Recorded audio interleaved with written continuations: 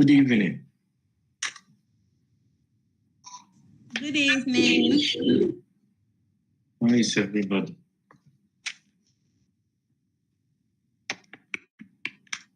How is everybody?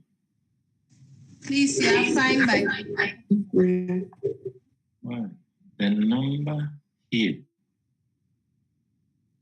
Please, are you ready for the class? Yes, please. Are they aware that we are having a class today? Yes, please.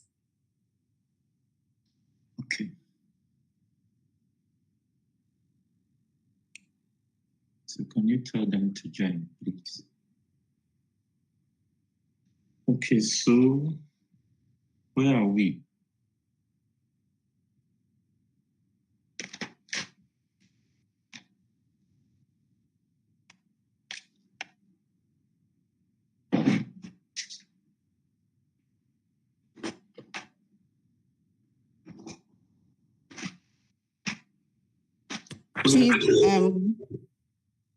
We were looking at the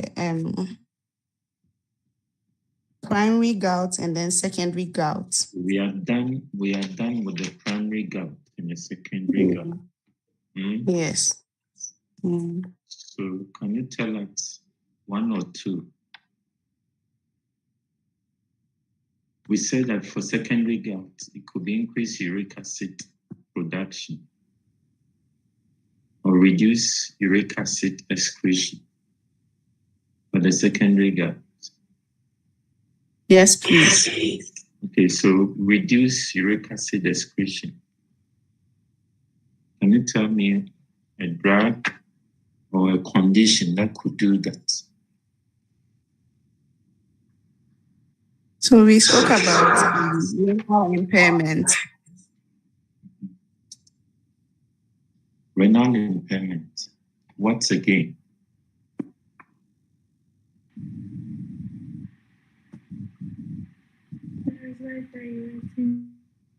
What again? Renal impairment. What again?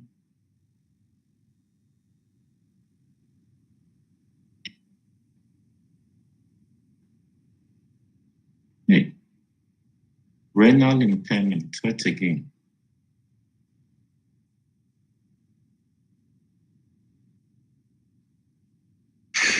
We could also talk about Down syndrome. I don't know whether we touched on Down syndrome. Please, we did not talk about Down syndrome. It was only the renal impairment. So if I say renal, that is all. You won't go and read. Hypertension is also one that could reduce uric acid excretion. We have maxilloedema coma. Maxilloedema coma could also cause reduce uric acid. Find out why maxilloedema coma could reduce uric acid excretion. What is maxilloedema coma?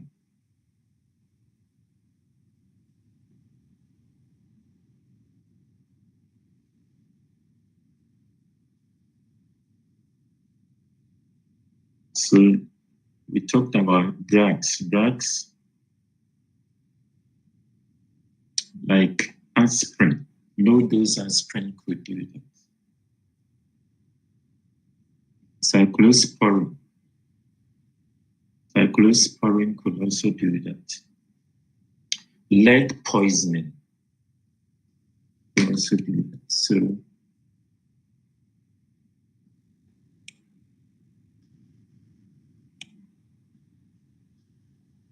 So that's let me ask this question. I don't know whether anybody can help me. We have heart failure patients. Coming with gout. Heart failure patients with gout.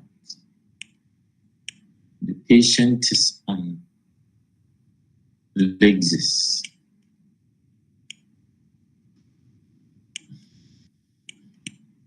How will you go about it? Heart failure patient with gout. And the patient is on legs.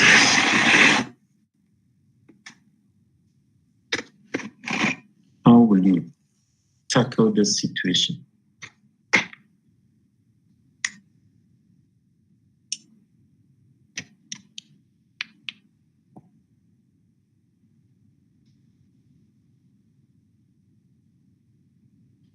So think about this. I will ask you, think about this. How am I going to relieve the patient from edema? Think about it. So let's start. Let's talk about the risk factors. Risk factors for gout. Risk factors for gout. What are some of the risk factors for gout?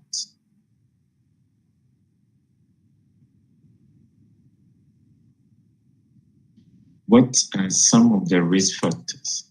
Alcohol. So let's talk about you can see the board. Yes, please. So risk factors, alcohol. So we have alcohol as a risk factor, alcohol. Why is alcohol a risk factor?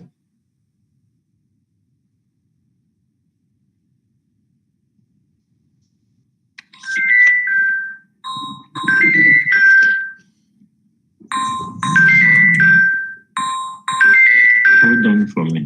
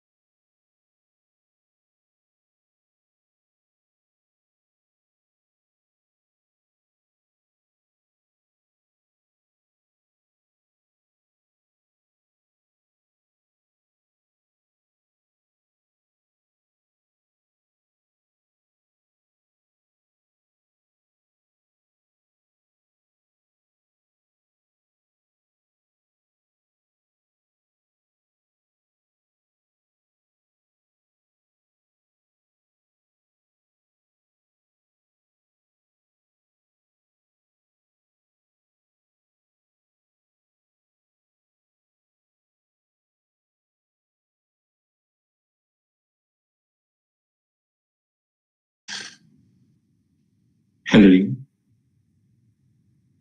Hello. Yeah, sorry. Okay, so why is alcohol a risk factor?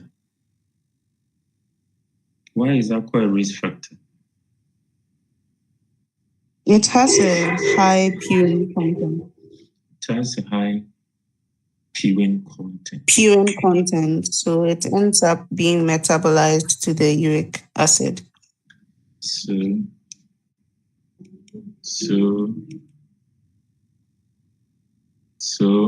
alcohol. We are talking about alcohol having purine. What type of alcohol will have that high purine content? Beer. So beer. So beer has that. Beer has that.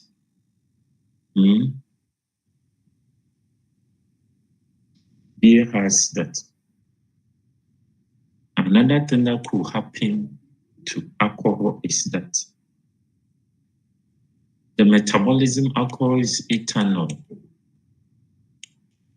Take note of this. I'm going to tell you ethanol will be metabolized to acetyl-CoA. Ethanol will be metabolized to acetyl-CoA.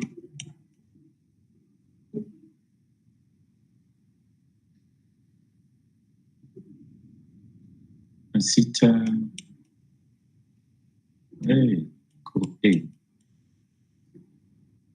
And this acetyl-CoA will lead to formation of adenine nucleotides. So note this in addition to, I'm going to tell you 2 points. Alcohol contains purine, especially the beer. And what it does is that the ethanol will be metabolized to acetyl-CoA. And this acetyl-CoA will lead to adenine nucleotides. And these adenine nucleotides will lead to formation of adenosine monophosphate. Please, adenosine monophosphate. This adenosine monophosphate is a precursor to uric acid. So we have ethanol to acetyl-CoA to adenine nucleotide. This will lead to adenosine monophosphate, which is a precursor to this. This is one way. This is one way by which alcohol is a risk factor. Another way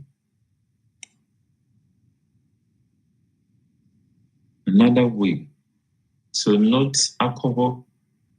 I don't think we'll be asking you, but you'll be asking you the risk factors that you should know.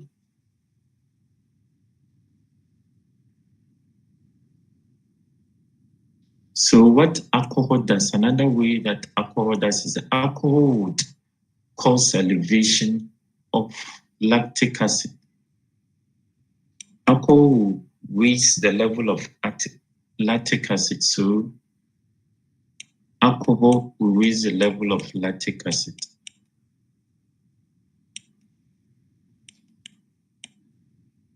And this lactic acid will reduce or will inhibit uric acid excretion.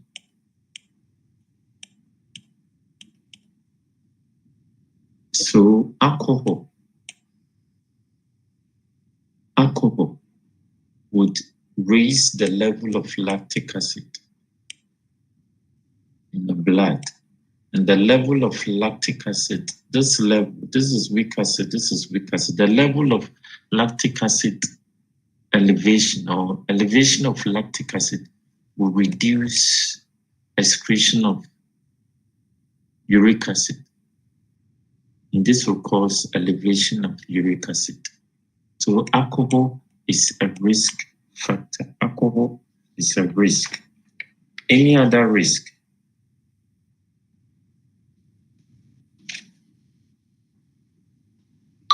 Any other risk factors? If you are asked exams, you could be asked to mention about 5 risk factors of gout. 5. State 5 risk factors. State 5 risk factors. You talk about alcohol. So 1, alcohol.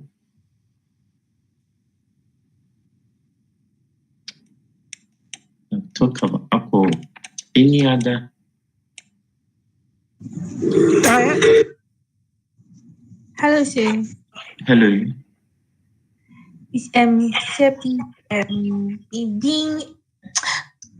Can gender come into play? For instance, I know that in males, it's higher. There are higher levels in males. But of late, can you differentiate the way the ladies are taking alcohol, or you don't take alcohol? Sir, please no. Yeah. Thank you. Now you cannot differentiate between, in terms of taking alcohol, in terms of you, when you go out with your guys, you go and you be taking the meat, you will be taking the chunk of the meat. You'll be taking the chunk of the meat. So gender, you're saying that it affects more male than what? Female. But female will be prone to this when we have what? Menopause. So menopausal women are prone to this. There's a question mark about this. Of late, I don't trust the lady. There's a question mark. What again about common risk factors? And you should know common risk factors. Hello, doctor. Hello. Could diet be one of them too? So diet is one of them. Diet. Good. Diet. So then you tell me which diet? So rich in red meat. So red meat, good. So red meat contains more purine. Red meat, good. What again? Do you want me to tell you the mode of action or no? You want to do the mode of? I'll be happy if you do the mode of action. I want more of the diet. If you want to do the mode of, I'll be happy. Could it be because there's an increase in uric acid levels caused by the increase in the adenosine nucleotide degradation? Mm-hmm. I'm listening. That's why the diet will cause it. So the diet is a risk. Why? Because of high purine in there. So we have to know such that in your counseling, over here, you are supposed to do counseling. So if a patient comes with gout, you have to show diet, lifestyle, rich lifestyle. Does it take beer, take meat? More, you are prone to getting gout. I want you to tell me more of this. Why? Because diet is something common, something that we take daily. So we should know which diet will contains more purine, and it will end up the patient getting gout. So we talked about the red meat. Any other?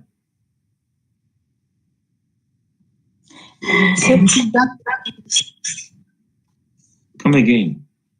So please, from certain drugs like aspirin.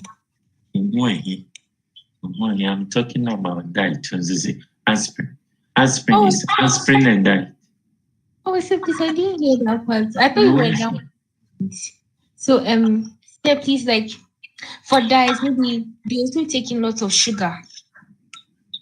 So seafood. There's a risk of those who take seafood. Let me ask you this. If you have a diet high in purine rich vegetable. So we have this diet, vegetables rich in purine. Will it be a risk or not?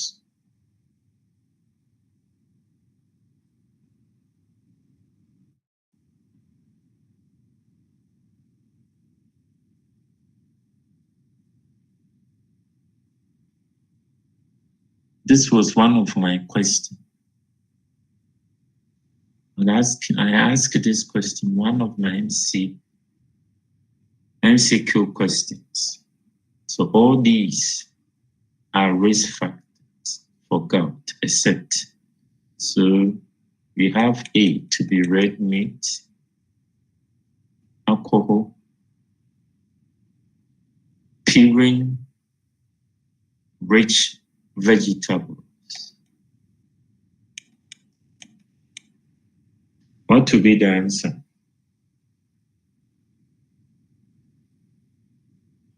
Consumption of soft drinks. Soft drinks. Consumption of soft drinks. Soft drinks. So, purine rich vegetables. If a patient is taking this, is the patient at risk of getting gout? Yeah. Come again.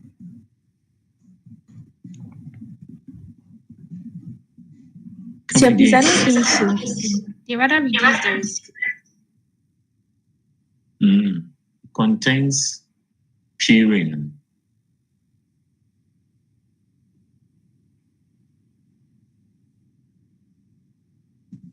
Contains purine, rich vegetables.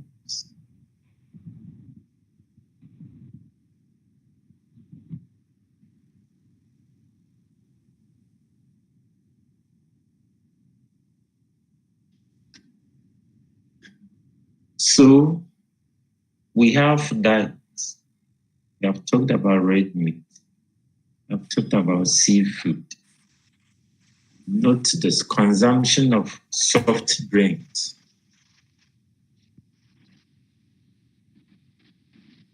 Soft drinks. Soft drink of these sugars. That's a risk. This is if somebody is taking these soft drinks with these sugars, then there's a risk. Gout is a risk.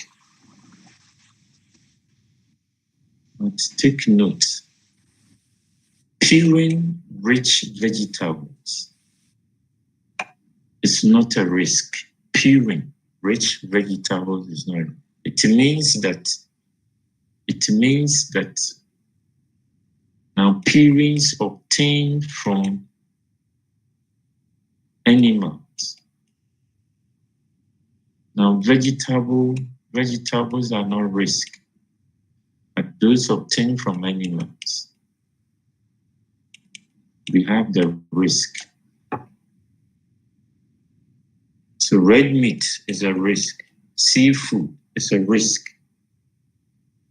But from the vegetables, it's not. So please take note of that.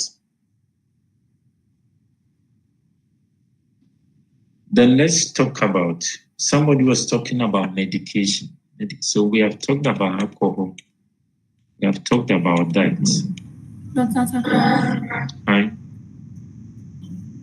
Please, I have a question. With regards to purine-rich vegetables not being a risk factor to gout, please, is there a specific reason why? Does it imply that the purines found in vegetables, what does it have to do with that in gout? So you pick purines. You pick purines. in plants, Why does it purines in animals, and realize that purines in plants will not cause any elevation of uric acid. That is from the animals who do that. That is from the animals who do that. And I don't know, let him say this, whether I'm saying this. It could be, meaning I am not too sure what the purines in there. It could be purines in this. Maybe the formation of adenine, take note of this, the formation of adenine nucleotides, degradation coming from animals, 222 higher. I am not sure. And that is why studies are telling us purine from vegetables is not a risk. Purines from animals are a risk. And I associate it with these adenine nucleotide degradation. There's high levels of these adenine nucleotide degradation within the purines coming from the animal. Because we need this adenine nucleotide. That's a lot in the system. Please check this. It does a lot in the system. It plays a major role in energy storage and energy transfer. So it does a lot. So I think that I am not sure. There's a question mark saying this. Studies are saying this to us. So I am sure it's coming from the adenine nucleotide degradation, which it does this. It aids in energy storage and energy transfer. Because we need this a lot in our activity, there will be a breakdown that could lead to that. But please check it. Why the vegetables are not giving us that, but the animals are giving us that. Check it for me. I will ask you tomorrow. Anytime that we meet. Do you get me? Yes, please. Let's talk about the medications. The medication.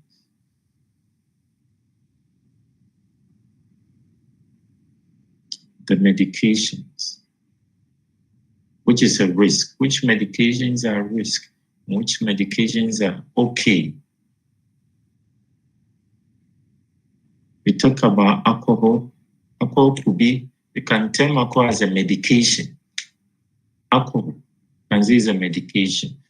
So I've talked about alcohol. I've talked about diet. And diet.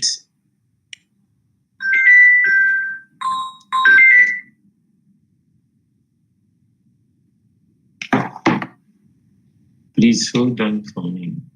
There's a call from confirmation.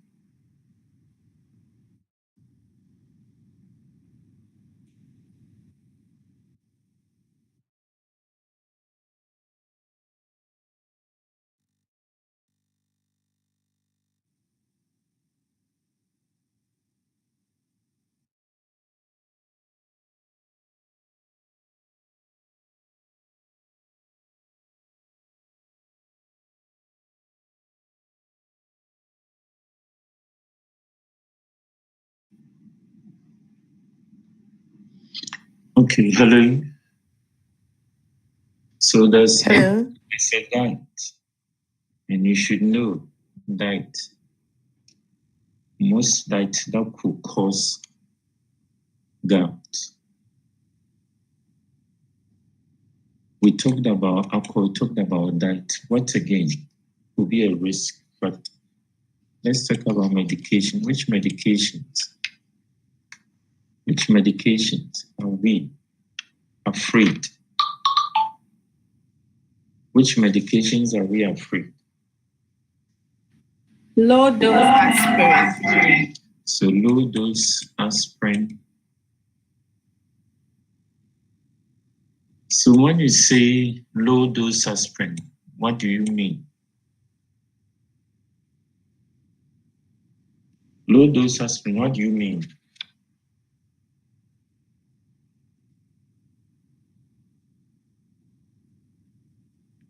$75 milligrams.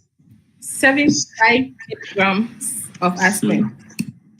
So 75 milligram aspirin is a low dose. What of 150 milligram? Is 150 a low dose or high dose? Low dose. So it's low dose. So when you say high dose, so if a patient is taking high dose, then we are not afraid. We are not afraid of gout if you are taking high dose. Then tell me, what is the high dose? Where should we start the high dose from? Is it greater than 3 grams per day? So high dose, starting from 600 milligram. 600 milligram upwards becomes the high dose. 600 milligram upwards becomes the high dose. So if a patient is on low dose aspirin, it's a risk. I've told you that aspirin has a bimodal effect. Low dose shouldn't be given. High dose could be given. Any other medications that we can? Loop and diuretic. So loop. So entire that. So when I say that heart failure patient, decompensated heart failure patient, having gout, what would you do? Decompensated heart failure patient with gout, what would you do?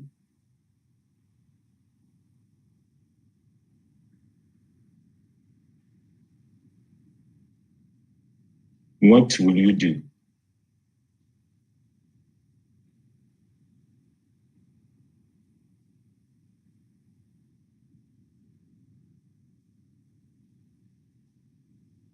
Are you there? So think about what you do. Decompensated heart failure patient. What will you do?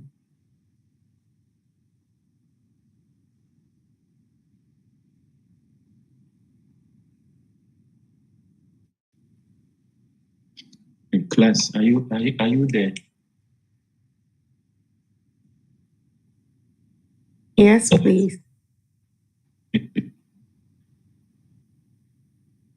So you cannot tell me what you will do for this patient. You cannot tell me what you do for this patient.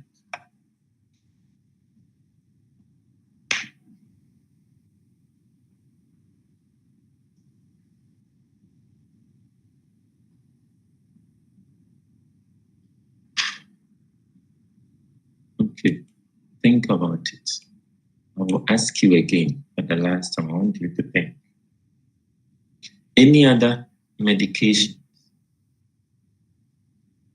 that could be a risk if a patient is taking it?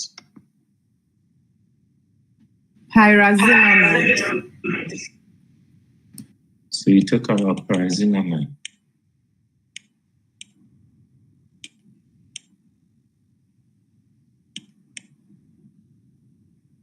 Cyclosporin. Cyclosporin.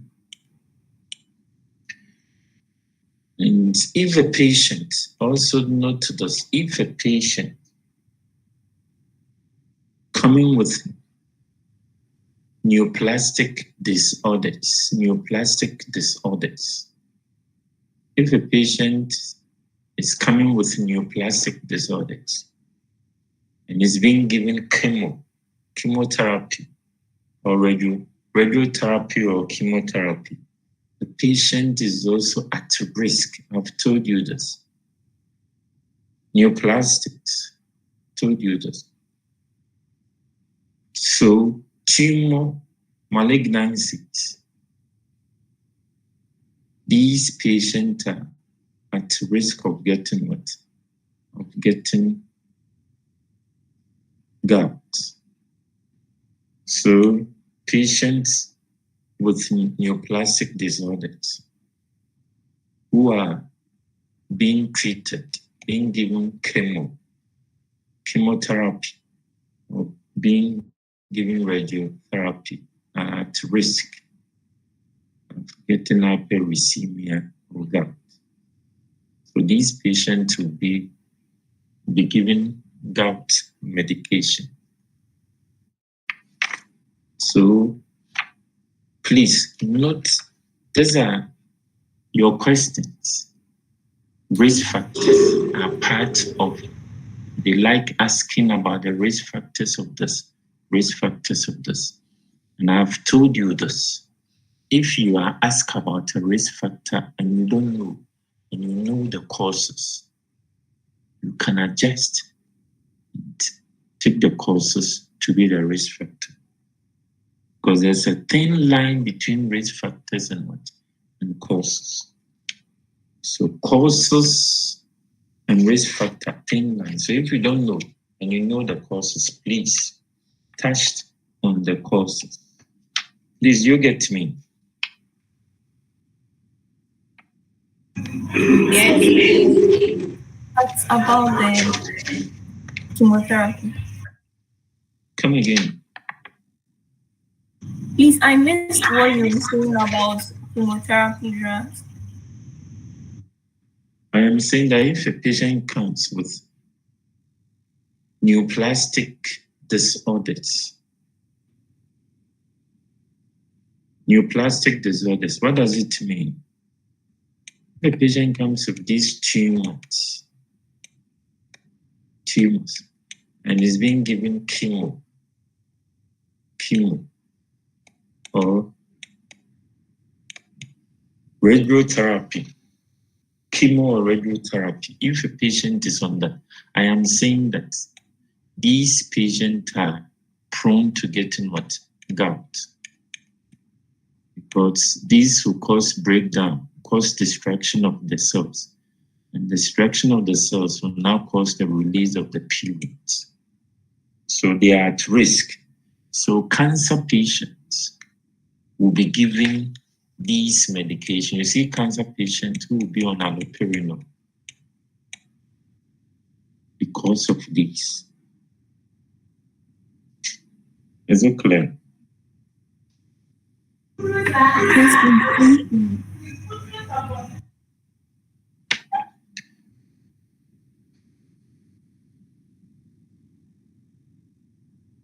Any other risk?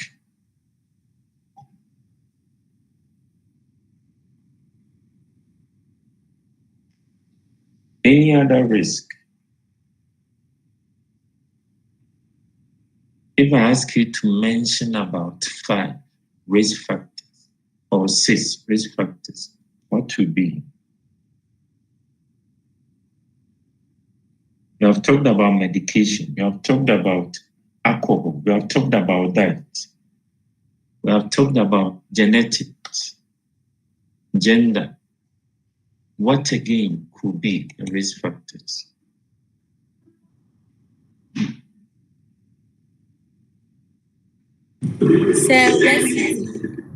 Obesity, good. Obesity. So obesity is a risk factor. What's again?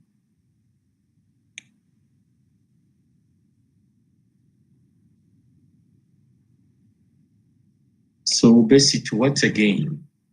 So we have comorbidities. If a patient comes with comorbidities, so we have comorbidities, like a patient comes with obesity. We have obesity. We have hypertension. Hypertension, what again? Atherosclerotic cardiovascular disease. Cardiovascular disease, good. Cardiovascular disease. So we have cardiovascular disease. We have dyslipidemia. Dyslipidemia. We could have diabetes. We have diabetes. These are all what? Risk factors. Any other condition? We have already touched on the condition. Hemolytic anemia. We could have hemolytic anemia. What again? Hemolytic anemia. What again?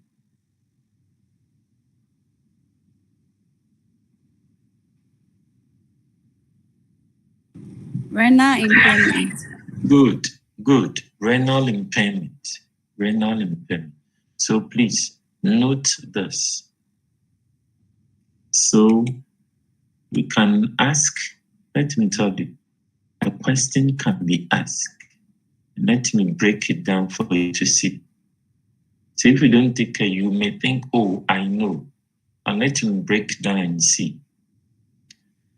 So take notes. I could do set a question like this. Now you have a risk factor. I can say, give me 3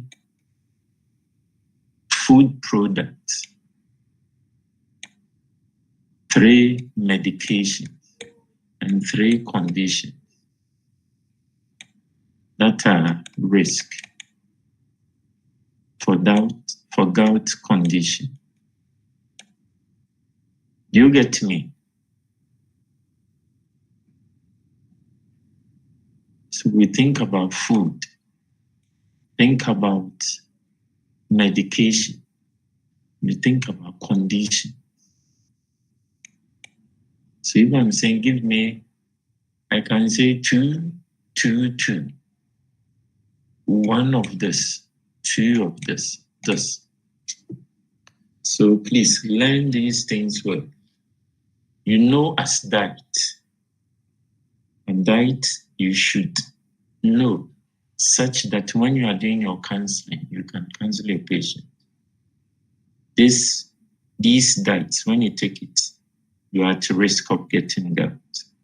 This diet, when you take, you are not at risk. So you should know. Conditions, you should know. You should know.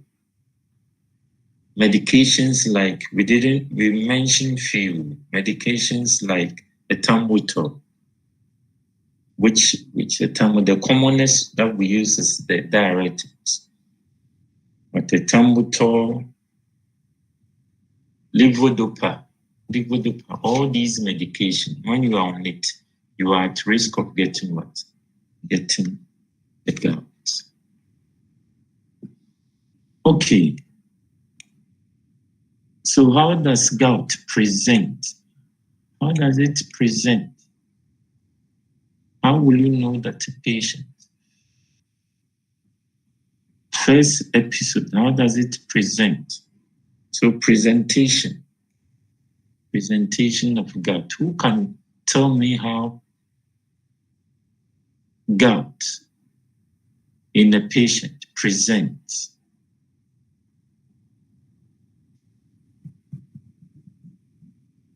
There is something called a So we have an acute. How does the acute present? It's a rapid onset, painful. So good. Good. Let me take it one by one. I like the way I've started. So gout. So we talked about gout presentation. So it presents. So you could have acute episode. And you could have what? You have the chronic. So acute. Acute comes as what? So now let's go. So for the acute, it has what? There's a rapid. I just want to break it down such that you appreciate. Good. So there's a rapid onset. I'm listening. The pain. So rapid onset with what? With pain. Rapid onset with pain. Rapid onset with pain. And the pain is pain. The pain being maximal. The pain being maximal at 6 to 24 hours. So within 6 to 24 hours, the pain is what?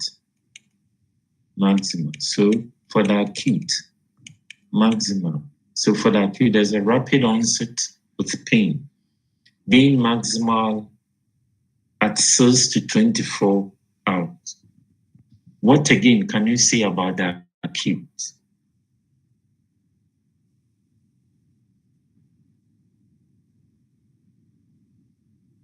What can you say about the acute, please? You have been taught. What can you say about the acute?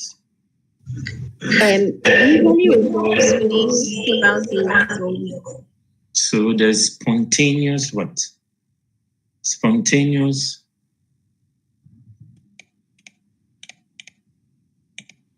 So this gout resolved spontaneously. So it resolves spontaneously within what? Within several days or weeks. Resolves spontaneously. So whether patient is taking ABC, doesn't matter. It will resolve spontaneously. What can you say about that?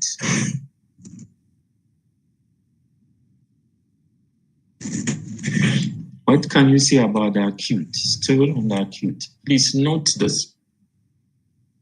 There's rapid onset with pain being maximal between 6 to 24 hours. And there's spontaneous resolution within several days or weeks. What again about the acute phase?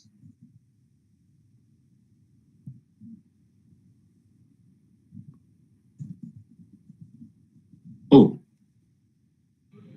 Mami Chan, can you help me? So, in the lower extremities. Come again. It affects joints in the lower extremities. The first attack. What is the? Tell me characteristics about the first attack. This is something that will tell you that, hey, this is gout. The first time, it's not the fact that it's affecting the lower extremity, fine, but we want to be specific. For gout, what will be some of the characteristics? The swelling and redness. Only the ladies are talking. Am I having a ladies' class? Am I having ladies' class? No, please. The men, you are not talking, please. What is this? What will be? Tell me. There's rapid onset for the acute, rapid onset. And who can tell me the first attack? Who can tell me what happens? The first attack. Sir, please, there will be many arthritis of the big toe. So the first attack, good. The first attack is that it affects a single joint. Now it affects a single joint. A single joint in the lower limbs. Lower limbs. It's first. That is the first attack. It affects the single joint in the lower limbs. And normally, which limbs will it affect?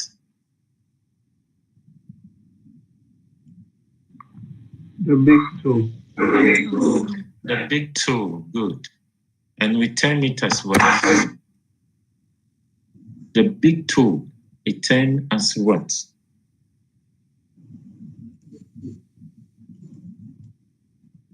You have a long nail.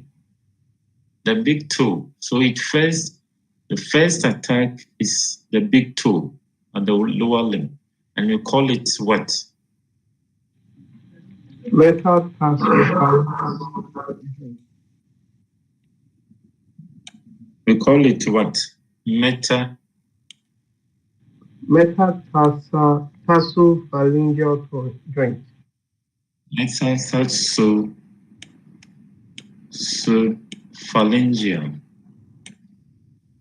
Phalangeal what? Joint. Long nail. Metatarsophalangeal joint. This is the big toe. So the first attack will be this. About 85 to 90% would affect this. 85 to 90% would first affect. I've seen a pharmacist, and this I will not forget this stuff. Gout. Pharmacist had this. The first attack was this. The big toe. The first attack was the big toe. What will be the next step? What will happen? What will be the next step? So note this. What will be the next step? If the first attack is affecting the big toe, what will be the next step? Would it be swollen? It will be swollen. I will talk about if the characteristics of the joint. So I want to go through the course. What will happen? Now the first joint, the single joint is affected. What will be the next attack?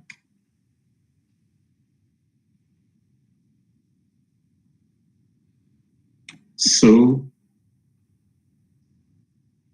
the acute first attack is for the big toe. What will be?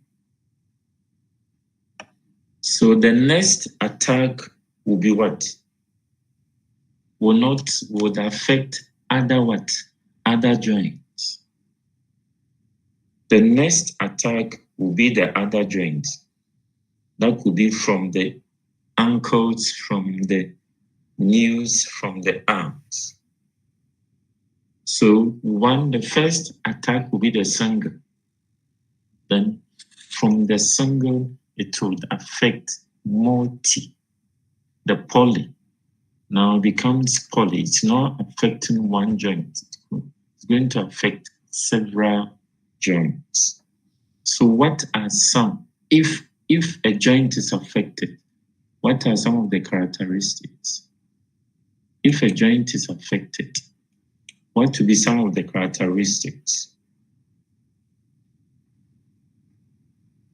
So, joint stiffness. Can you say there will be tenderness? Can you say this? If I say tenderness, can you say it? Yes, please. So the affected joint, what are some of the characteristics of the affected joint? affected joints, the place will be what? Will be hot. Can you say this? The place will be hot. The place will be red. The place will be swollen.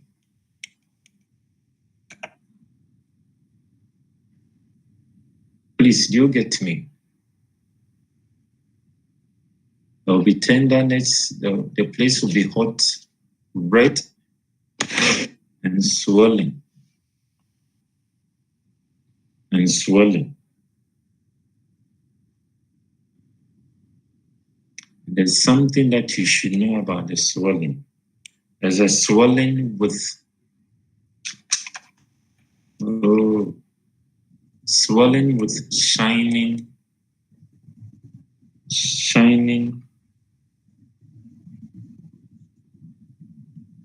overlying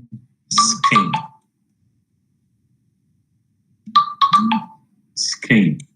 So the skin that covers that area will be shining. And at times, assuming you have the toe like this, it will be swollen like this.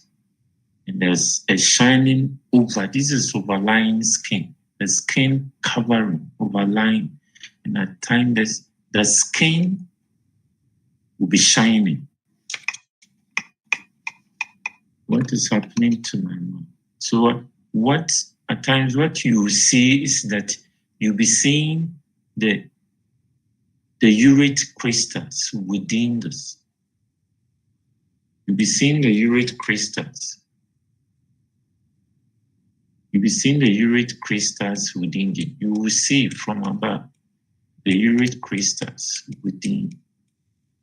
If such situation occurs where you see from the overlying skin the urate crystals, shining urate crystals, how do you term the situation? If you have such an episode, how do you term it?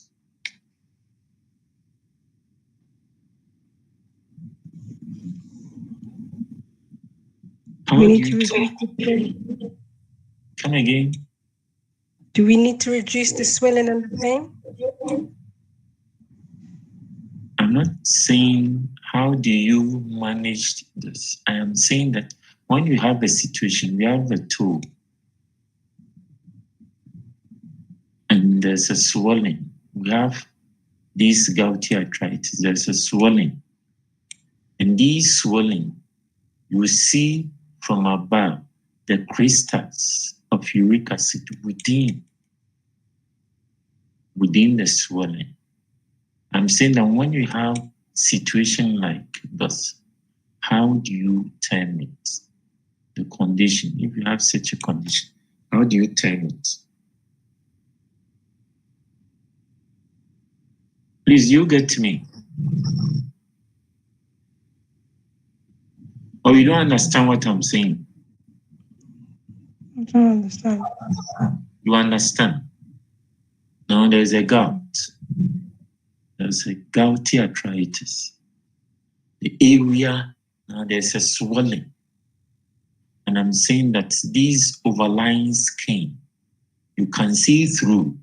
And when you see through, you can see the shining crystals of monosodium urate in there. When you have such a situation, how do you call it? So far. You call it what?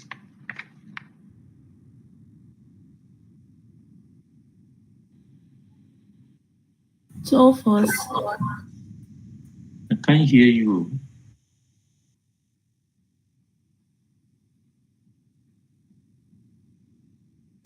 Tophus. Tophus. How do you term this, please? How do you term this?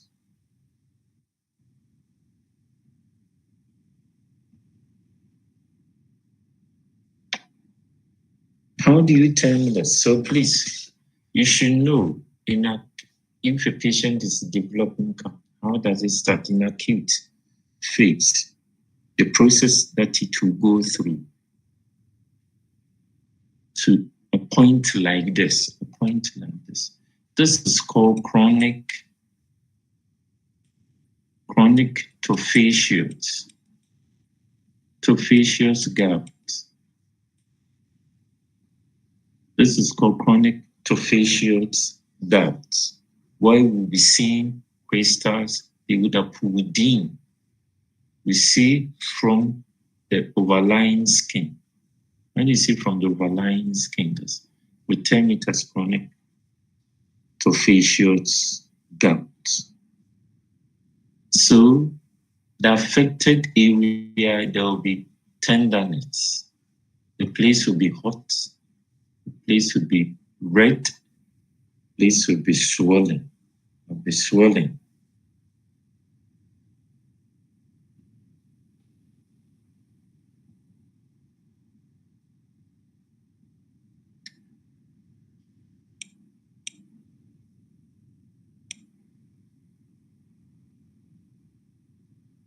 Please, is it clear to this point?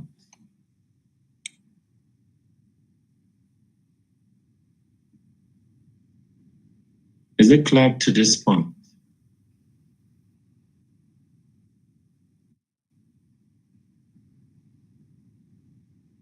I'm not getting any.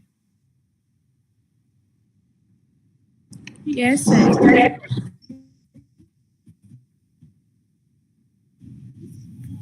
Okay. Any other thing, any other clinical manifestation apart from what I've touched on? So the patient can also develop fever. The patient can also develop fever. The patient can also develop what again? Any other?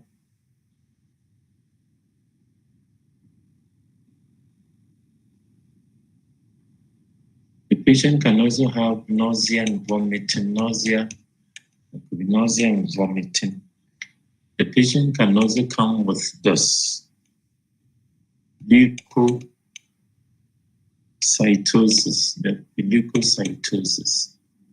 So fever could be there.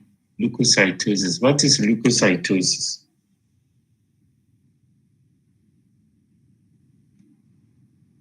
There could be anorexia. What is leukocytosis?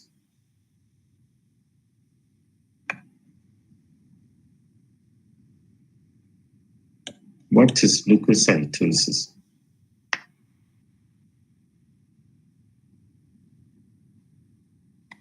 High white blood cell counts. So there could be that. And after, there's something that could also happen to the skin. After the resolution of the gout, what will be left? There could be pruritus or desquamation. There could be pruritus or desquamation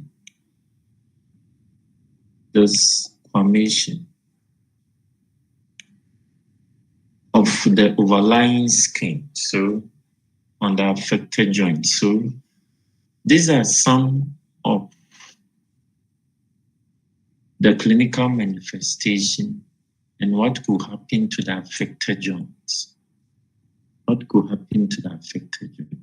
Who can tell me, a quick question, who can tell me why there's leukocytosis? Who can tell me what could cause elevation of the white cell count?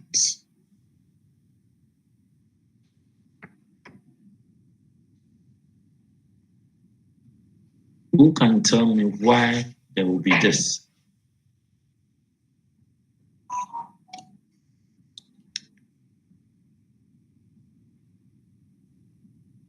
Who can tell me why there could be this?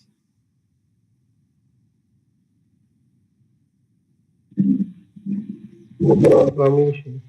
Come again. Inflammation Inflammation due to the deposition. will cause leukocytosis. So take note of this. The affected area. What are some of the clinical manifestations of the affected area? Systemically. So let me do this to simplify this. To simplify this. So what could happen to the affected area? So this is localized effect now. So the clinical manifestation. The clinical manifestation will be divided to localized. What happened? Localized and systemic. So what will happen to the area, the affected area? We talked about tenderness. Tenderness. We talked about the place becomes hot. We talked about the place becomes red. Class, do you follow? Yes. Yes. Please, do you follow what I'm doing?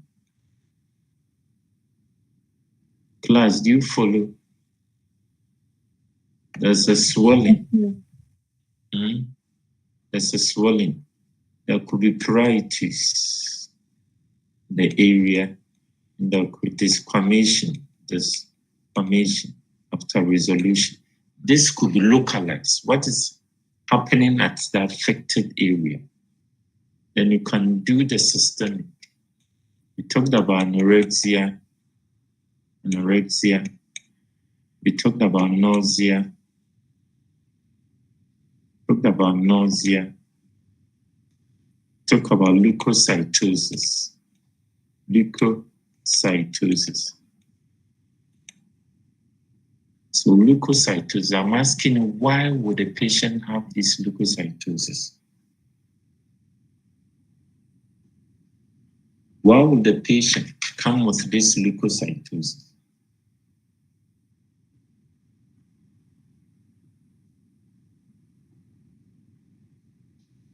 Who can tell me?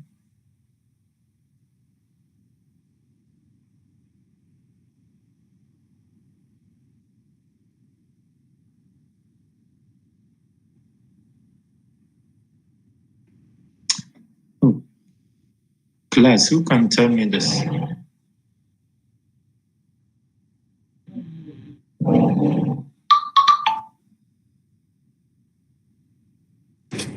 Sir, please, the body will see it as an infection, so they will produce the WBC to counter for that.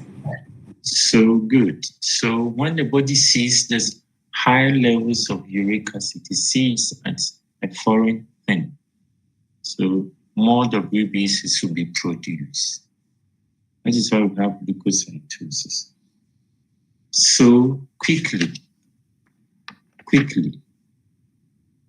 how do you attack? How do you manage these quickly? How do you manage this? How do you manage this?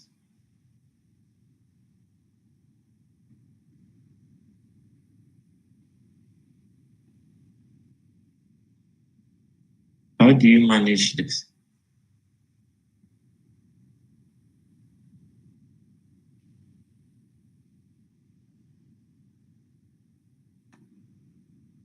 So management of the gout. Management.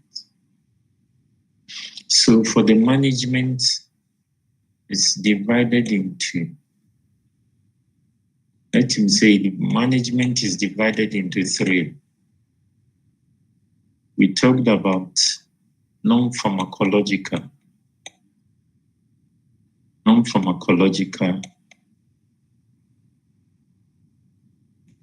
We talked about acute phase, acute attack. We talk about chronic. So now, non-pharmacological, how will you go about it in managing the gout?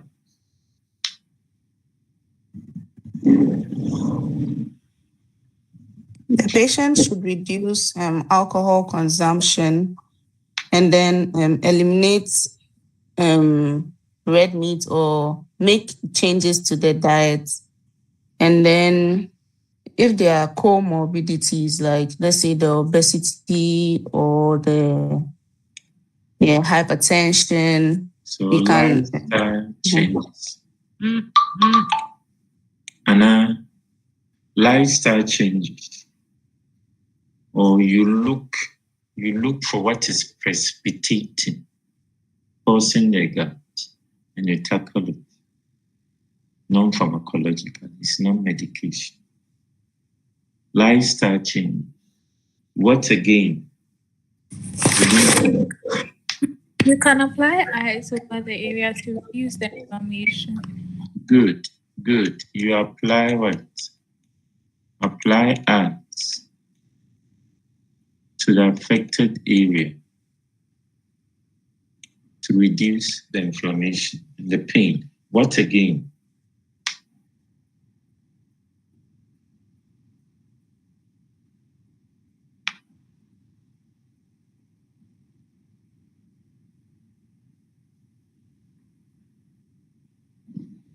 What again?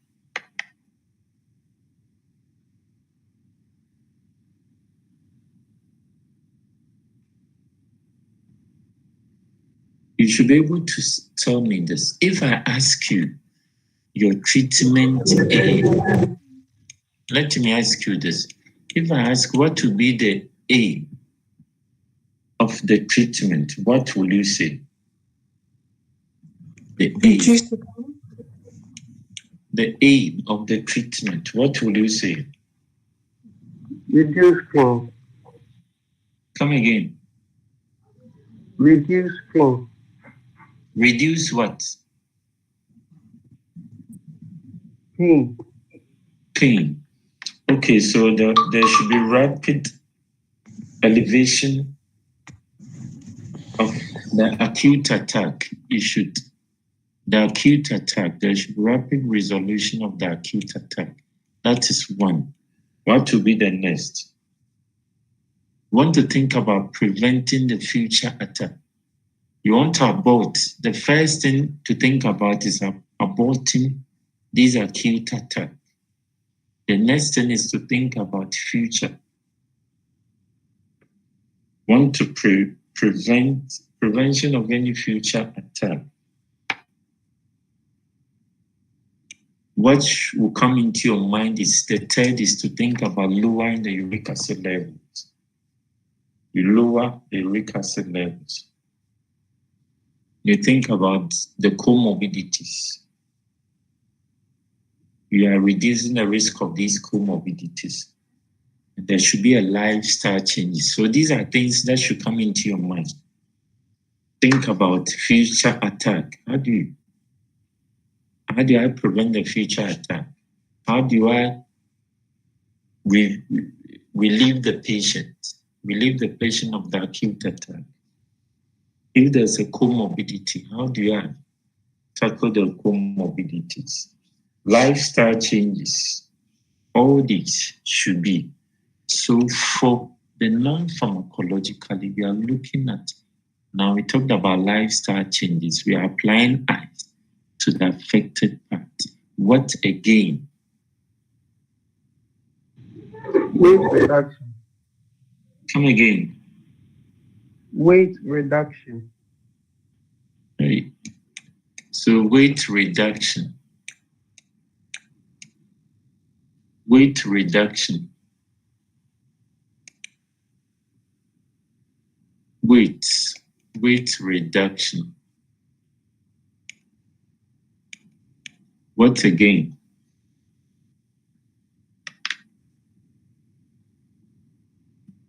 Always staying hydrated. So hydration. I don't know why. So hydration. What's again?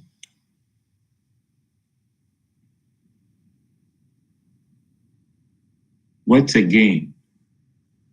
For non-pharmacological means, what again? Oh, are you done? You encourage rest. You encourage what? Rest. You should encourage, you should rest the affected part.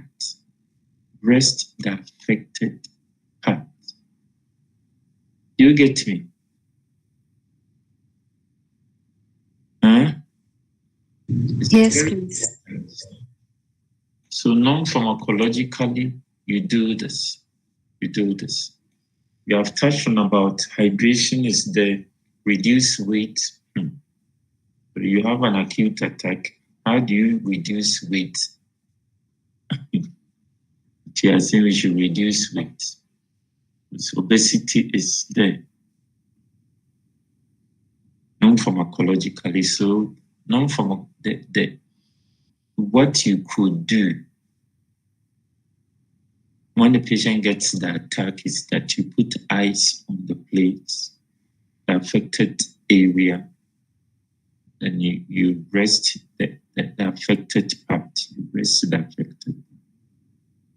That is what you can do when the patient gets the kicks. The long-term non-pharmacological is hydration. Talked about this. Losing weight. These are long-term non-pharmacological. Then the next thing about the management, how do you manage the acute? How do you manage the acute? Now we have the acute stage. Acute can we do for acute attack? Come again. COX-2 inhibitor. Can we do? So COX-2 is still under what? N6. You get me?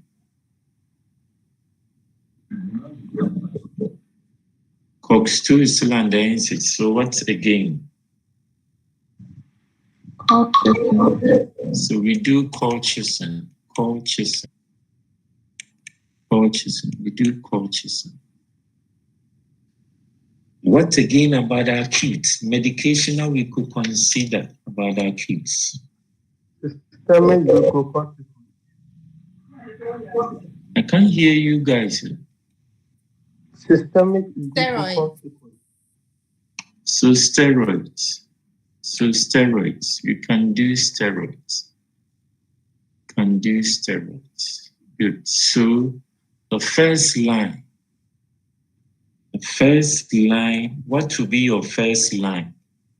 If it's not contraindicated, that's one of you said, if it's not contraindicated, what will be the first line?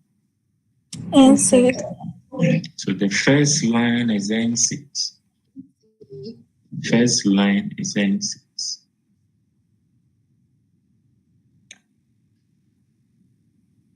So the first line.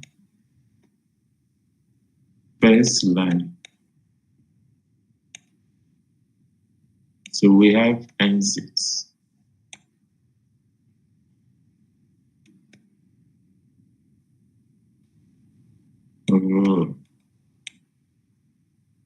N6. The first line is N6. So for the N6, you try, if it's not contraindicated, you try to give maximum doses for the N6. And the second line becomes the colchicine. And the third line becomes what?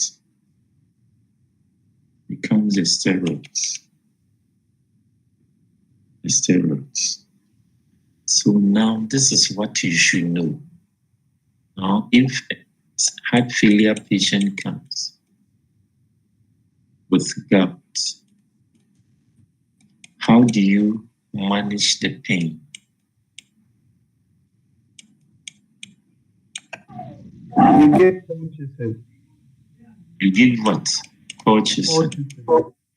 So why not steroids? Why not NSAIDs? Steroids will cause fluid retention, which can worsen the Come again, please. steroids can cause fluid retention, which can worsen the heart failure. So we have this. NSAIDs, heart failure are not good. Steroids, heart failure are not good. So you do what? You do colchicine. I keep on saying this to you. Please, I beg you. Read about colchicine. You should know how colchicine is given, the dose. You should know few side effects of colchicine. You should know, please. Know few side effects, how colchicine is given, few side effects of colchicine. You should know that. And these are things that there could be comorbidities. Now we have heart failure with gout. We have renal impairment with gout. How are you going to manage? Now, if you have renal impairment with gout, how are you going to manage the gout? These are things that you should know. These are things that you should know. So, if it's not contraindicated, then NSAIDs should start. If patient is not responding to them, you can change to colchicine. This becomes the third line. The steroids becomes the third line. The prednisolone become the third line. If the patient, and again, you can consider this opioids. PMO plus codeine. You can consider them.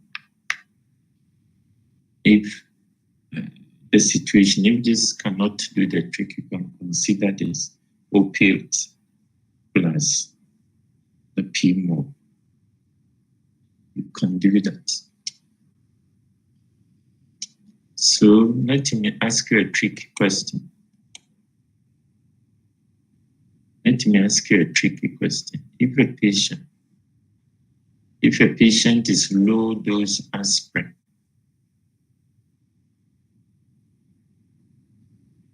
will you be comfortable to give COX-2 inhibitor?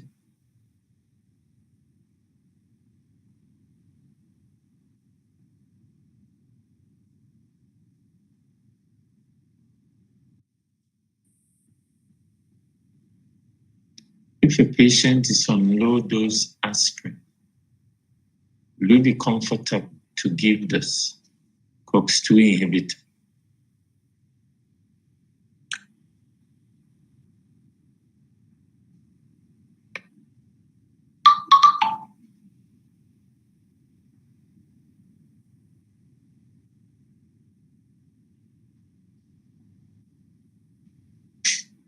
Oh, I'm asking you a question. Will you be comfortable? Aspirin and COX-2.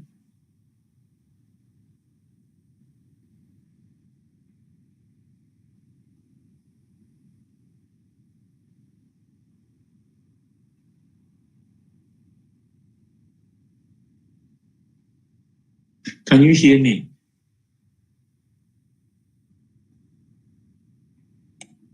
Can you hear me, please? Low dose aspirin plus COX-2 inhibitor.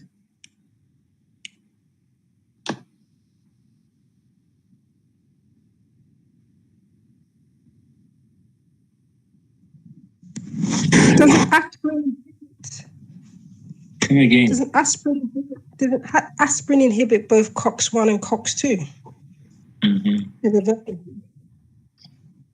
So therefore, if you give COX-2, Mm-hmm. That's inhibiting. No, because aspirin is going to inhibit both COX-1 and COX-2. Good. So, will you be comfortable to give COX-2 inhibitor when a patient is on low dose aspirin? No. Please. Good. This is the application. I wanted you to know that aspirin will inhibit COX-1 and COX-2. Aspirin will inhibit this. So this is what I want you to know. Good. So let's quickly do the chronic. How do you manage the chronic?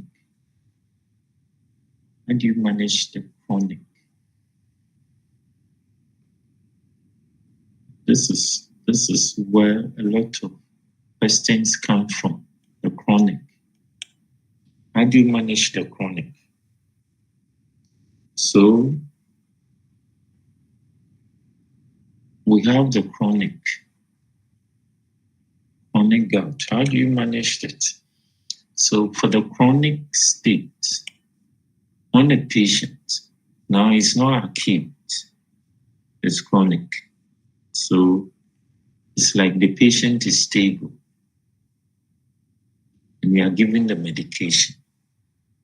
And we want to ensure that there will not be any flares. There will not be any elevation that will trigger or worsen the condition. Now there's a gout. We want to make sure that we don't have any, in gout, a little increase would worsen the condition. Therefore, we want to make sure that all the time the uric acid levels are low, such that it will not trigger. So that is the acute stage. So what are some of the medication? What are some of the medication that are used in a chronic state?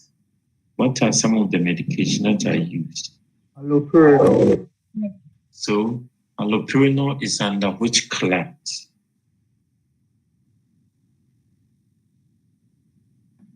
Neurostatic agent. So we have these classes of medication. So we have uricosstatic agents. Uricosstatic agents. An example of these uricosstatic agents are what? Allopurinol.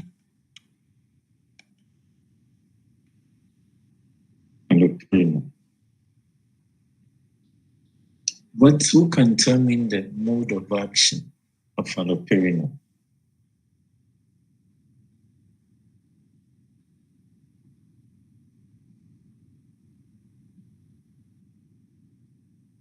Who can tell me the mode of action for allopurinol?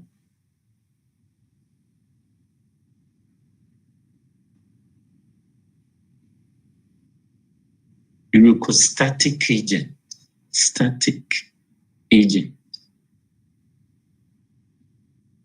Uricosstatic agent. What example is uric? Why the name? What is the mode of action for that? Does it inhibit the enzyme that's involved in the purine pathway? For example, the xanthine oxidase. So it would inhibit the enzyme xanthine oxidase. These enzymes would enhance the formation of uric acid from hypoxanthine to xanthine and to uric acid. So this would inhibit, and therefore the production of uric acid will be aborted. So this is what allopurinol does. Please, this is what it does. It inhibits this enzyme. So we use allopurinol, please, as a prophylactic agent. As a prophylaxis, or to prevent, yes, as a prophylactic to prevent an acute episode. So we use allopurinol as a prophylactic agent to prevent an acute state. When a patient comes with an acute, we don't give allopurinol. When a patient comes in acute state, we don't give allopurinol because allopurinol can also precipitate what? Acute. Allopurinol can precipitate an acute state. So when a patient comes in acute, we don't use allopurinol. So who can answer me? If a patient now in acute state, we don't use it. We use allopurinol as a prophylactic agent. Now, if a patient is on allopurinol and the patient develops an acute flare, what will you do?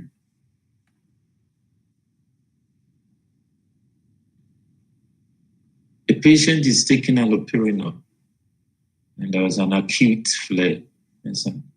What will you do?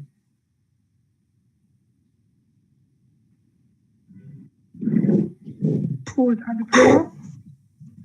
Come again? They need to pause the allopurinol treatment. Will you stop?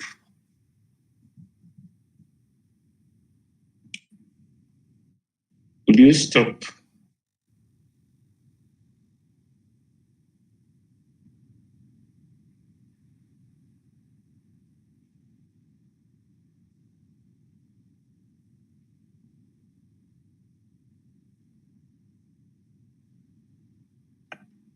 Will you stop?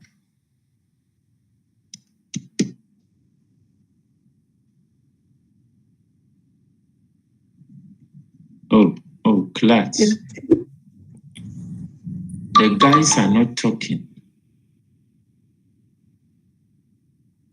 A patient, this is allopurinol is used as a prophylactic agent. It's not considered in acute.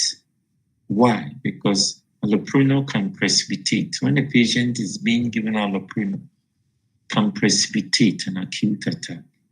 And therefore, in acute state, we don't give. And I'm saying that when a patient is on allopurinol and there's an acute attack, what will you do as a pharmacist? You can continue the but when you add the acute agents like the NSAID or cortisone or the steroid. Come again, because you're lying. So please are saying that you can continue the allopurinol, but you can add any of the acute phase agents like the steroids or NSAID. Good. So if a patient is on allopurinol and the patient develops an acute attack, don't stop the allopurinol, but rather you add what? Those agents that could be used in acute state. Could be NSAIDs. You add the NSAIDs, then you allow the patient to continue with allopurinol. But if a patient gets an acute without allopurinol, don't initiate it. But if a patient is on allopurinol and there's an acute attack, then you have to add those agents, any of one of them. If the patient is not reacting to any of them, you can do that. It's very important. You can do that. This thing, they like asking such questions. Allopurinol. Patient is on allopurinol, develop acute gout. What are you going to do? What are you going to do? It means you have to do this.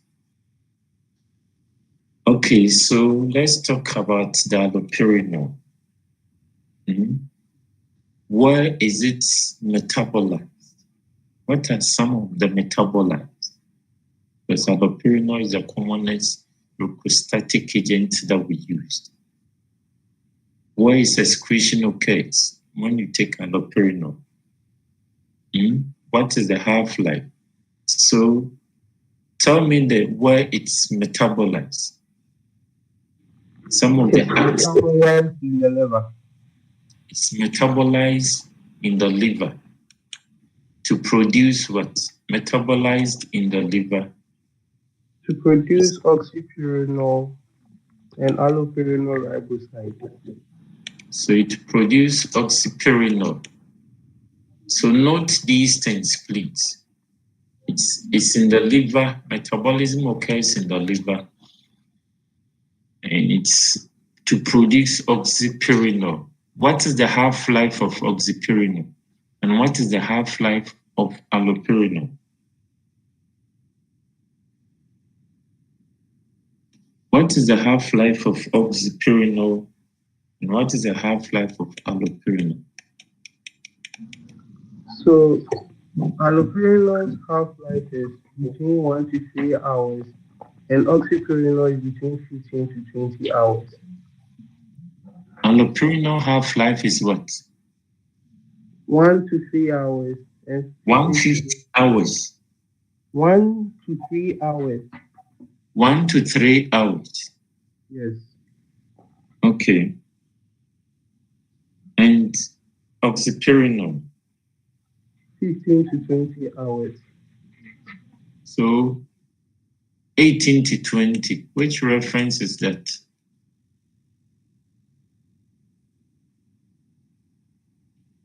Which reference is that?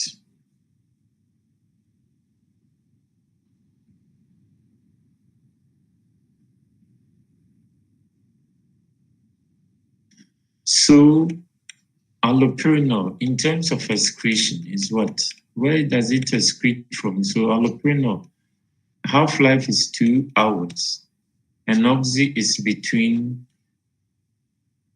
14 to 16 hours. So the references will differ. Now, somebody is saying 1 to 3 hours. Okay, excretion, where does it occur? Excretion, where does it occur? Allopurinol, dear, please know this drug. Know this drug.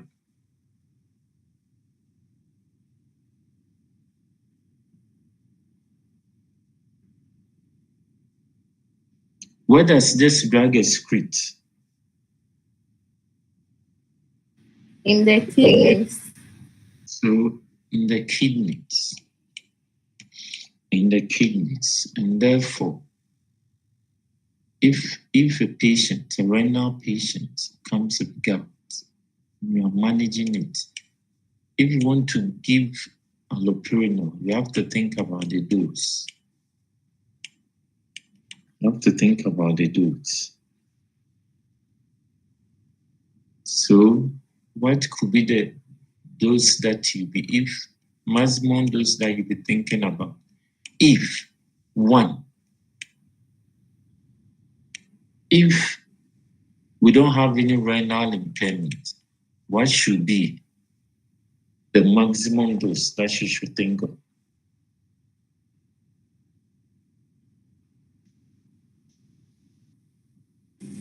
Sir, 800 milligrams per day. 800 milligrams. 800, any other?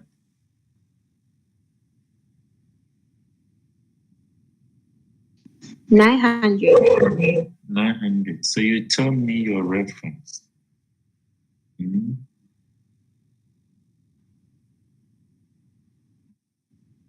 Which reference are you quoting from?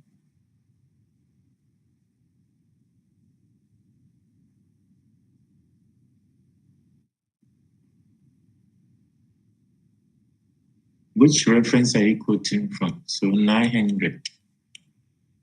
So you can go up to 900. You can do that up to 900. So please note that, hey, I'm going to ask you a difficult question. And it's a fact.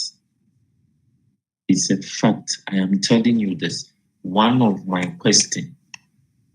It's a fact.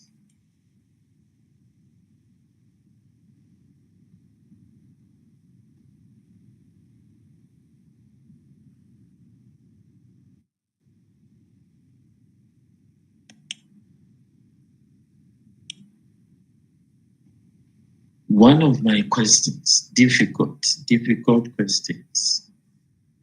Difficult. I want to see whether you can think.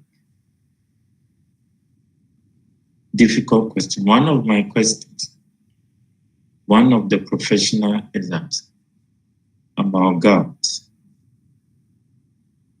About gout. So, if a patient comes and we are giving these two medications, I want you to think. So, a gouty arthritis patient comes and we are giving these two medications, azathioprine.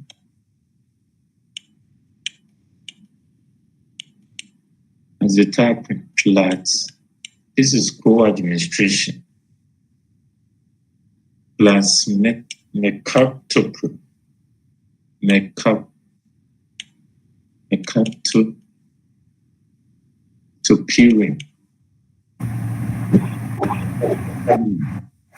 What can you say about these two medications?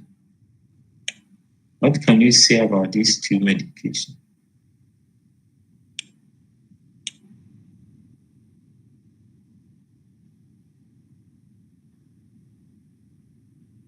What can you say about these two medications?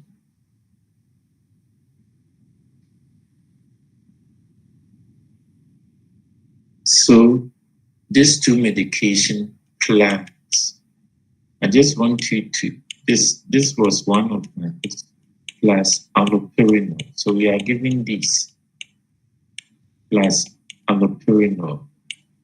What will you say about this? These two medications, have these two medications, azathioprine plus allopurinol. What can you say?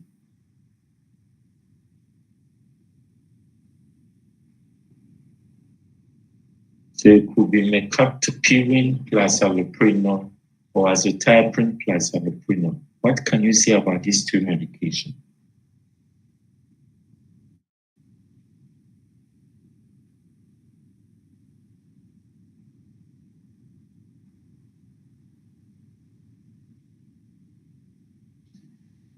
So what is azathioprine and mercaptopurine? What is this? So this, let him do this part. This or this plus allopurinol. Azathioprine or mercaptopurine plus allopurinol. What will you say?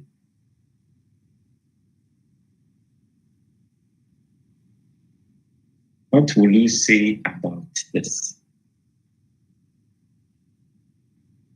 Can you hear me? Yes, please. What is azathioprine? What is the linkage between azathioprine plus mercaptopurine?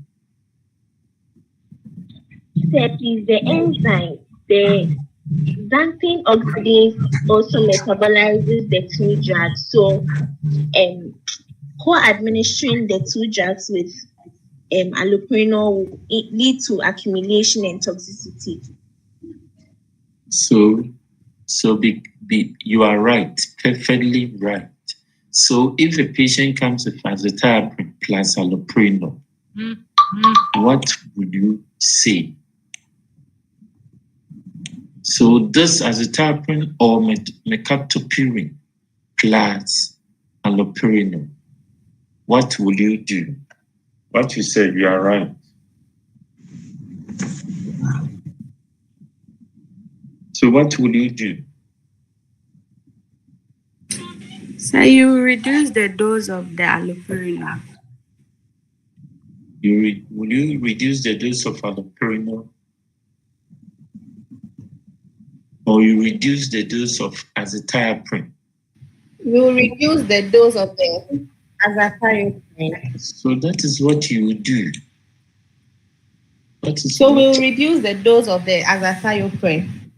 It's not allopurinol. Please, is it clear to everybody what we are saying? Yes, please. The guys over there, is it clear? You have these.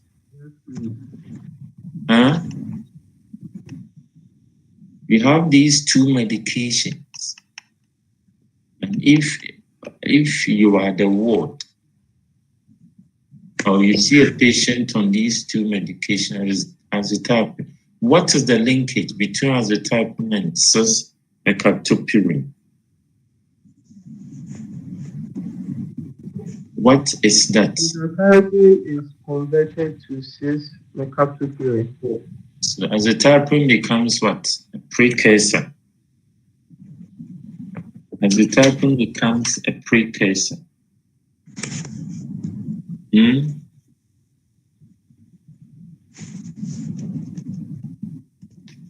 So please read about this. So if azathioprine, the patient is on azathioprine plus allopurinol, because the enzyme, the same enzyme, will break down the azathioprine. Allopurinol will inhibit that enzyme, xanthan oxidase. And if it happens like that, allopurinol will inhibit that enzyme, there will be accumulation. That will cause that toxicity. Therefore, because of that, you reduce the dose of azathioprine. Reduce the dose of azathioprine. Another medication, azathioprine, allopurinol is excreted via the kidney. So when there's a renal impairment, you reduce the dose. Reduce the dose.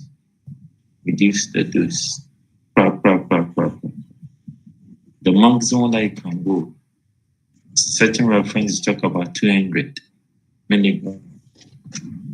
But there's another agent that we can consider in renal impairment. There's another agent that you can consider, which is what? Who can tell me? Stool and urocostatic.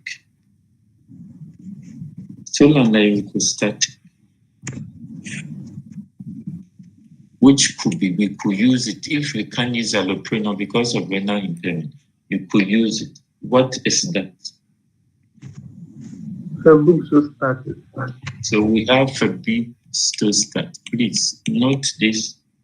Febuxostat.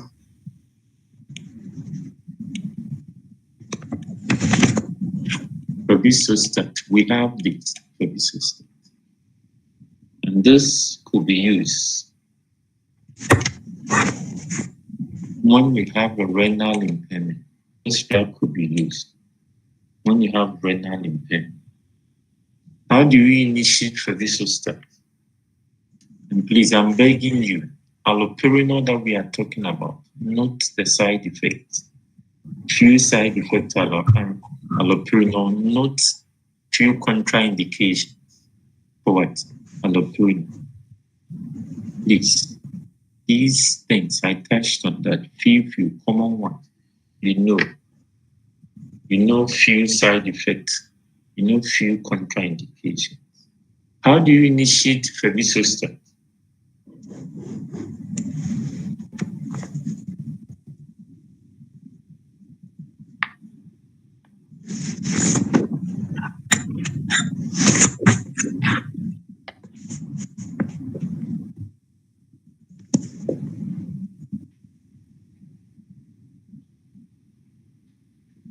When you initiate, how do you initiate fevisostat? How do you initiate it?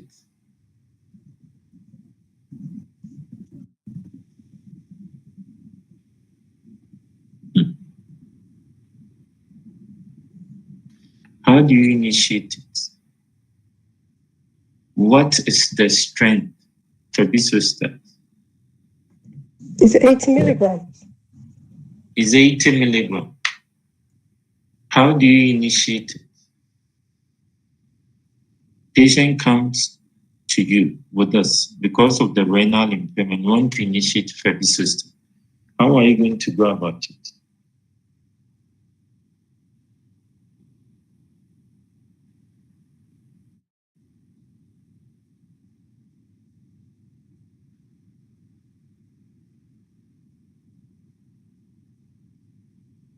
So do you start with 80 milligram or do you start with 120 milligram? How do you initiate it?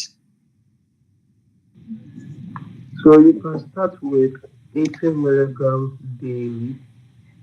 Then you do it for at least 4 weeks. Then you can increase if necessary to 120 milligrams. If the hello? Come again, you said what? You can start with, you can initiate 80 milligrams once daily for about 2 to 4 weeks. Then if upon checking the serum uric acid level, if it is greater than 6 milligrams per 100 ml, then you increase to 120. So note how we initiate fevisostat. One thing that you should learn about this euchostatic agent, note this about euchostatic agent, is that when you are initiating it, because they can cause acute flares, it's advisable that you do the agents that are used in acute state. So for say 6 months, so you do a co-administration. So fevisostat could cause acute flares, and therefore we add fevisostat to what? To NSAID. You give this such that if it does cause the acute flares, the NSAIDs to take over. So this is what normally is done, but we don't. Fevisostat will cause acute flares. So normally what we do is that we prescribe for at least 6 months those agents that could be used to treat what? We used to treat acute episodes. Then we give it for 6 months just to abort any acute attack. Another thing that you should know is that patient who comes with cardiovascular event, when a patient is having any cardiovascular event, ischemic heart failure and co, don't give fevisostat. So if a patient comes with heart failure, we shouldn't give fevisostat. If a patient comes with renal impairment, you can decide to reduce the dose of allopurinol or change it to fevisostat. But a patient with this cardiac effect, don't give fevisostat because it has a cardiac side effect. Fevisostat has that cardiac side effect, so don't give it. So please note these small side effects of these drugs. Note them. Note them.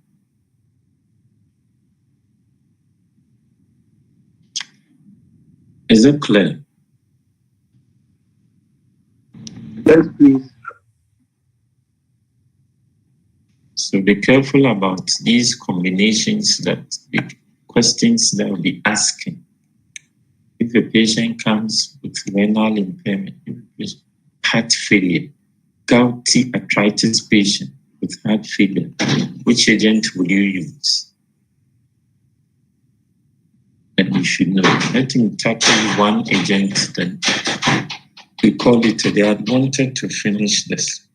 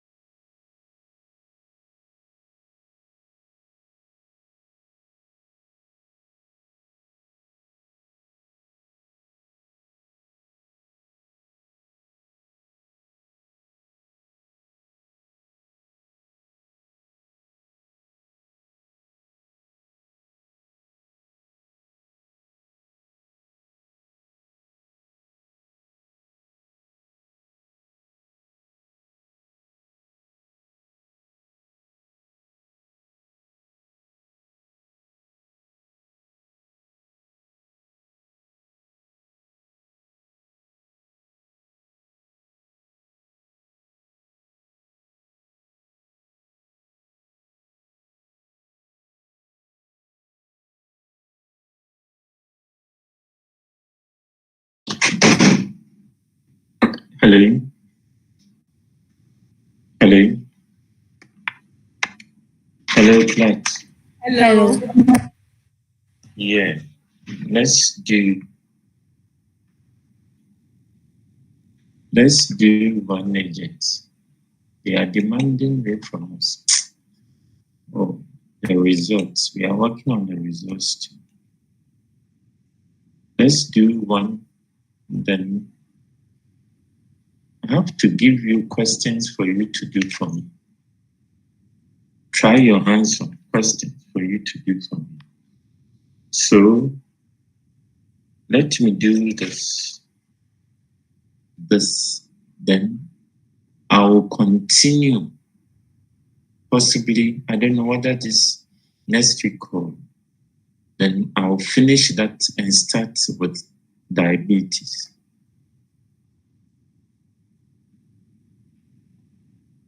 Either diabetes or arrhythmia. So if you don't do liver, will you be okay? So let's do it. Do what? Please be there. Let's do what? Let's do liver.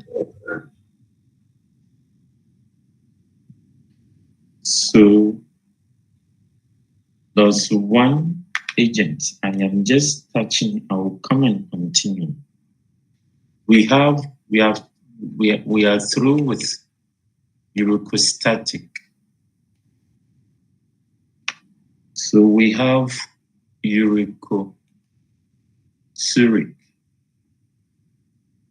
You have uricosuric agent.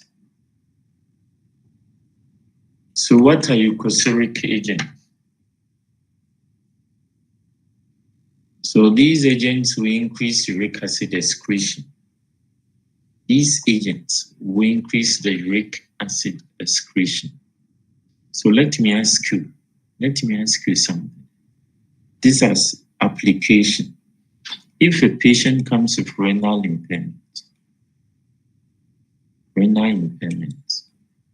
between uricostatics and uricosuric, which agent will you consider and why? If a patient comes with renal impairment, between uricosuric and urocostatic, which agent will you start?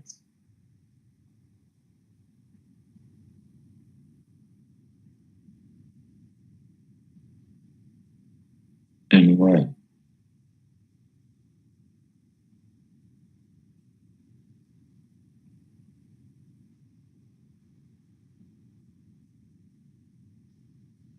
Oh, are you there?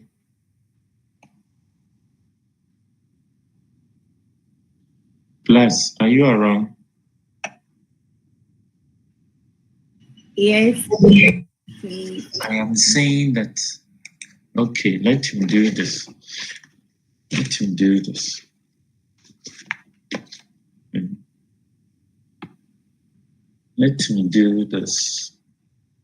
I would finish with.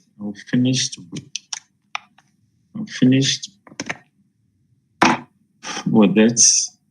When am I meeting you?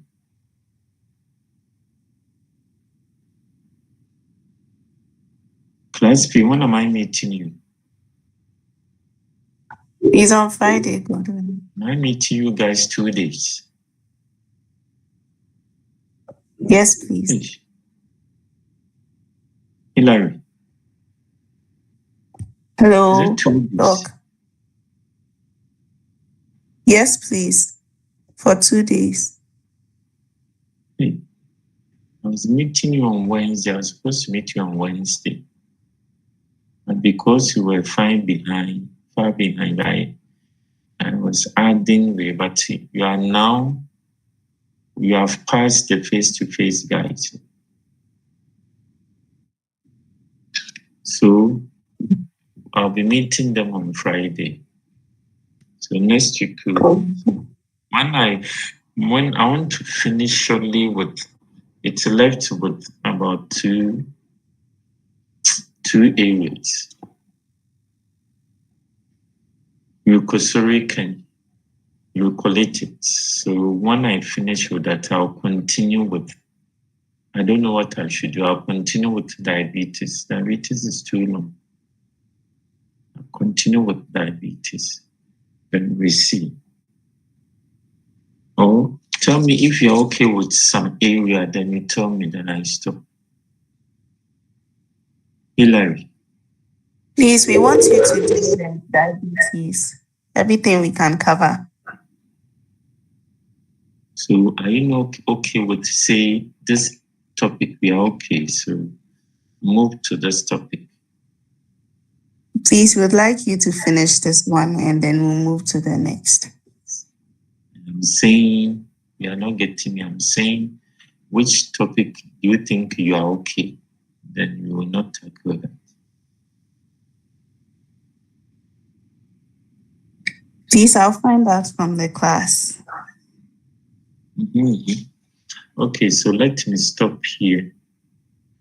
And I wanted to do you sorry, time.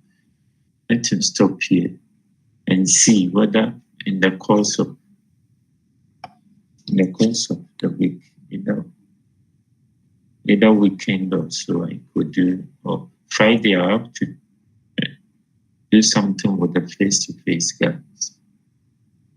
So let's see. So please, good night. Let's call it.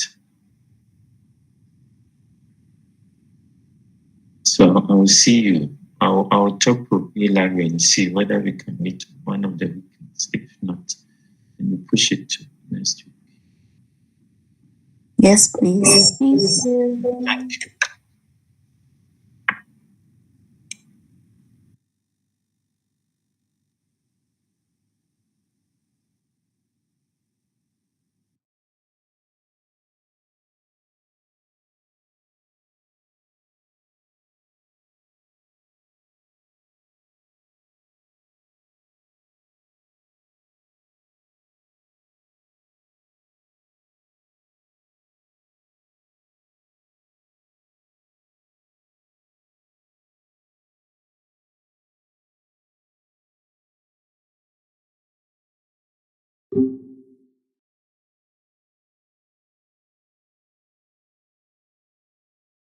you.